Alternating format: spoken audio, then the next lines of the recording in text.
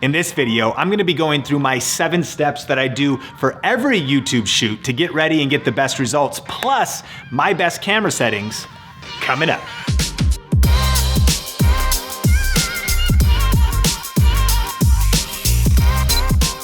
Hey, what's up? Sean here with Think Media, bringing you the best tips and tools for building your influence with online video. And on this channel, we do a lot of tips and strategy videos, as well as tutorial videos just like this one. So if you're new here, consider subscribing. And hey, at any point during the video, check out show notes and links in the description below. We'll list out all of the gear that we're talking about in this video, as well as bonus accessories and other resources. Let's jump into the video.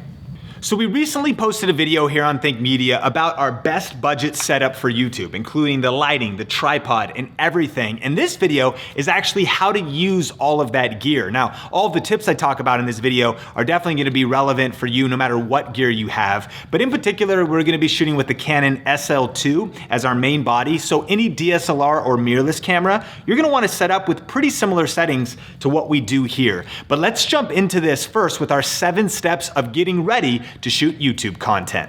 And so step number 1 is, of course, pick your location first. Now in this case, we're shooting kind of in a home setting. This is actually kind of a loft or like a home office type of a vibe. And I think your setting matters. Now this video isn't about creating a background or creating a set, but I think it is important to be intentional. And I've designed this to be used for YouTube videos. And it's also important to note that this is gonna be indoor. When you're picking a setting, if it's indoor, the sun has already gone down. So it's definitely important to have some lighting. And so we'll talk about that. But of course, if it's gonna be outdoor, that's gonna affect your gear and things like that. So step number 1 is pick your set. Step number 2 is set up the lighting. Now, this is a budget Studio Pro lighting kit. It's about $75, or you can check current prices. We'll post links in the description below. But I love this lighting kit, and you just plug it in, set up the light stand, assemble the top. Pretty self-explanatory, but 2 different kind of lighting options that I have here is that number 1, sometimes I use it with the diffusion plate off in case I want a little bit more brightness, although it also makes the light a little bit harsher. But of course, they also come with these diffusers on here like that. I'm gonna leave those on for now for this particular setup because that's gonna give us a softer light, and especially if maybe you have a beauty channel or a lifestyle channel and you want a little bit softer light on your skin, you wanna make sure that the lighting looks really flattering, then this is a great lighting kit for that. And once we get it all positioned, if I'm gonna be sitting on the couch, I'm gonna make it usually a little bit lower because there's no need for the lights to be super high. But if I'm gonna be standing, then in this case, I'm 6'1", the lights are gonna be pretty high up in the air. And so for lighting the couch here, we're pretty close here. I'll just get it dialed in and then we'll go to the next step.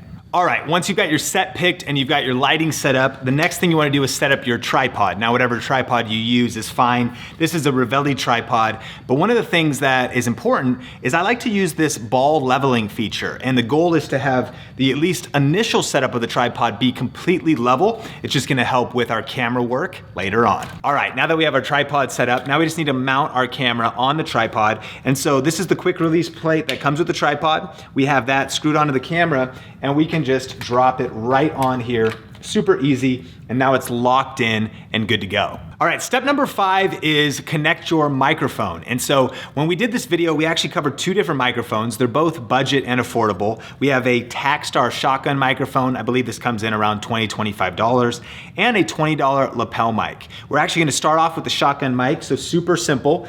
You just attach that to the hot shoe here on the camera, and then we plug in the cable to the mic jack. All right, so once we've set up our camera, our tripod, our lighting, and our mics plugged in, we're pretty much good to go, right? And you could start shooting right now, and if you wanted to just put your camera settings on auto, then you could get some decent results, but maybe you've noticed and even compared, say, your video quality to other people's, and you've wondered, why am I shooting with like the exact same camera, but yet my footage doesn't look the same? And the reason why is probably because of the settings, and so that's what we're gonna dive into now. So I mentioned you can shoot with audio, but personally, I really recommend shooting on manual and dialing in all the settings specifically. So because we're shooting with the Canon SL2, the first setting we wanna actually do is put it on video mode. It's got a video camera right there, and then we put it on the M4 manual. Then what we wanna figure out first is actually our frame rate. And so if I press the Q on the screen here, I can actually see that the frame rate right now is set to 29.97. The other frame rate on here is 59.94 frames, or 60 frames a second. The only reason I would use that is if I was vlogging with this camera, because I would want to use some slow motion. Now, some people actually put their final videos in 60 frames. It gives it kind of a reality TV look. I personally don't like that, but the reason I shoot in 60 is because, again, for slow motion. But for sitting on the couch here and just talking to the camera and doing some videos, we don't need slow-mo, plus we'll benefit from it being a little bit better in low light, and you'll see why. And so we're actually going to select 29.9 frames a second. So our frame rate is what we want to set first, and that's what we have set up. All right, the second setting that we want to adjust here is our shutter speed. Now, the rule when shooting video is that you want your shutter speed to be double your frame rate, or as close as possible. So if you're shooting 30 frames a second, then you'd want your frame rate to be 60 frames a second. If you're shooting 60 frames a second, then you'd want your frame rate to be 120 on the shutter speed. So we can do that right here. And we are actually just going to take it down to 60. So now our shutter speed is set correctly for shooting a 30 frames a second video. All right, the third setting that we want to decide now is the aperture. And we're doing this in a particular order because the shutter speed is based off the frame rate, and we need to decide the frame rate up front. So now we want to do aperture. Now, typically for the aperture, I usually like to do as fast as possible, meaning as low as number as possible, especially if we're in a room like this. Again, it's pitch black outside. We've got these lights, a few other lights helping us. But we can see here that because this is the kit lens, the lens that comes with this camera, it starts at f4. That means it starts a little bit dark for settings like this, and we'll be able to adjust that later. So in this case, I'm gonna pick out the shot kind of first, and if I sit over here kind of by the pillow, sort of with the plant in the edge of the shot, and I'm as wide as I can go, it's at 4.0. I'm just gonna leave it at that. Now keep in mind, if I actually zoom in, it goes down to 5.6, which is lower light for us. But for now, we're just gonna leave it kind of composed on this shot. We've got our shutter speed set, we've got our aperture at 4.0. That's as wide open as possible to let as much light in as possible. And then finally, we're gonna adjust the ISO. Now this is how we can get the brightness back, because this shot is a little too dark for shooting video. So again, we set our shutter speed first, we got our aperture at 4.0, as wide open as it can go. And now we're gonna adjust the ISO to bring up the brightness. So we're about to stop underexposed, and the way you measure this is on your camera, there's that exposure meter that says -3 and +3. Perfectly exposed is right in the middle. And so if we press our ISO button here, we're gonna go up to ISO 200, tap the shutter speed, or tap the shutter again, and boom, perfect. Right there, it is perfectly exposed now. And I wanna just emphasize that when shooting video, you wanna go in that order. You wanna start by thinking, okay, what frame rate am I in first? That's your first question. Based on my frame rate, what shutter speed should I be in? That's the rule of multiple.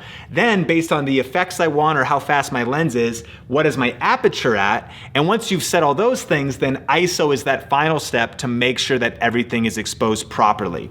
Now that we have all of that set up, we're going to look at white balance. All right, so now let's look at white balance. Now this is actually how you can make all the colors in your videos as well as skin tones look the way they actually should and really look beautiful and pop. Now if you do this wrong, maybe you've been in a case where your videos have been too orange or your videos have been too blue, or maybe they just haven't been color accurate. So typically when shooting white balance, you can just hit your Q button here on Canon or just find your white balance setting, and a lot of people just shoot on auto white balance. It could be good, it could be bad. It also could change throughout the shot because the camera is adjusting on the fly. Then there's also other white balance settings in there, including daylight, shade, just different options. And you can see they turn the shots more blue and more orange. But for us, we're actually gonna use custom white balance using a gray card. And this is one of my favorite pieces of kit if you have a camera that can do custom white balance. And usually these cost around $10 or something like that. We'll put a link to it in the description below if you wanna check it out. But what I love about a gray card is you can get your white balance perfect based on the lighting of the actual scene you're in. And again, if you have a lifestyle channel, a beauty channel, and like the color palettes and the actual colors of things really matters, I definitely recommend setting custom white balance. So to do so, all you need to do is simply put that gray card and fill the frame of your image up, and then you actually want to take a picture. Now, the important thing here is make sure there's not any shadows on there, like maybe you want the light that's hitting your face to be the light that is hitting that gray card. Then what you do is just snap a photograph. Then once you have that photo, go into your menu and head to custom white balance. What it's actually gonna do is it's gonna say set according to the image with that gray card in it. Now, by the way, you might be wondering, if this is white balance, why are we setting it to gray? Well, there's actually a white side there as well, but turns out that gray is actually even better for setting white balance. You could look that up on Wikipedia or something as to why. But now that we've got that image selected, what we're gonna do is we're gonna say set, and it's saying use the data from this image to set custom white balance. We're gonna say okay. Now we're not done yet, because if we go back to the actual image, it's still on auto white balance and it's doing all right. We can see that the blue and red on that pillow are looking pretty accurate, although the overall shot looks a tinge blue to my eye. But if we move it right, and now we select custom based off of our gray card setting, it is a lot more warm, and it's just color accurate across the board. It looks better on my skin tones. It looks better with the blue and the red on the pillow, the white of the pillow. And so again, really recommend setting custom white balance when you can and using a gray card, provided that whatever camera you're using can do custom white balance. You'll be so pleased with the color. And the last thing here is if for some reason it doesn't look right, do it again. There's sometimes where we might do 2 or 3 photos and we just kind of keep tweaking the lighting. Sometimes it might all of a sudden be like green and really extreme. Just keep going and eventually get it dialed in, because if you get your colors right when you shoot your videos, the whole workflow is gonna be a lot better. You won't need to worry about color correcting later or anything like that, and everything will look crispy and beautiful. All right, now we still have one more step to set up before we shoot. Of course, all the color, all the settings look good, but the last step is actually making sure that our microphone is set and ready to record. Now, just like you could use auto video settings and get decent results, you could just use auto settings for sound recording as well. So typically it's on auto, it's figuring out the levels itself. However, it's not gonna sound the best. So if you want it to sound the best, I recommend switching it to manual. And then what you can do is actually increase or reduce the gain. Now, one hack I like is just unscrewing the mic and kind of, that way I don't have to go sit in front of it while I'm getting it set up. Kind of get it close to where it'd be and then see if it's good. Now I'm gonna be a little bit further away when I'm sitting on the couch, but this is looking pretty good right now. You don't want it peaking and you also don't want it too quiet. So we're hitting right around that minus 12 decibel. Right as we're touching yellow, that's about perfect. And again, if you're hitting red, you wanna bring it back, because as soon as you hit red, you're destroying your audio and you can't really fix it very well. But this is about perfect. So remember, just use the manual audio settings, get it dialed in first, and then you're ready to shoot. Okay, so far this has all been step number 6 of getting our camera settings dialed in, but now you're seeing the final results. But technically, I actually wouldn't start shooting right now. What I would do is take this footage to a computer and preview it first. That's a huge power tip. I don't know if you've ever done a shoot where maybe you forgot to turn the microphone on, or where you finally got to a computer and you're like, geez, my skin tone looks wrong or something looks wrong. What I like to do is get a clip just like this and see how the audio sounds and how the video looks on a computer full screen first before I shoot a batch of videos. All right, so let's recap. We set everything up. We set our lighting up, our tripod, our camera. We got our mic mounted, and we have all of our custom camera settings. And by the way, if you're using a different microphone, all you gotta do is go into your manual audio settings and just make sure that the gain and the settings is right based on the amplification of whatever mic you're using. So if we unplug this one, we plug this one in, we'd reset up the audio, and then it should sound great from there, which brings us to the final tip, number 7, the final step, and that is create the content. You know, at the end of the day, you want to get this tech stuff out of the way, but then you want to focus on the content. You know, the camera matters, but the content is always what's most important. Adding value, delivering whatever it is you're promising in your title, your thumbnail, whatever it is you want to actually communicate with your target audience, deliver that content in step number 7. And to be honest, when we look at some of this footage, it looks pretty good, right? This camera can produce some great results. You know, this is 1080p. We're actually shooting in 4K here on the this other camera, but this is a great camera. And if you're gonna take it out, you could use just the same tutorial we taught in this video, but if you were gonna go vlogging or something, you would just change the settings based on outdoor lighting or anything else like that. So I hope that this was helpful. And then there's also a video that we did actually with my shoot day checklist. So if you're curious about like what I put on these notes here, these are the notes that we just used for this video, but I usually have a little checklist like this, as well as the steps I do to get ready for videos. When batch producing videos, shooting 4 to 8 videos all at once, we have all of that in a video. So you can watch that, just click the YouTube card, and we'll also link to that YouTube checklist video in the description as well.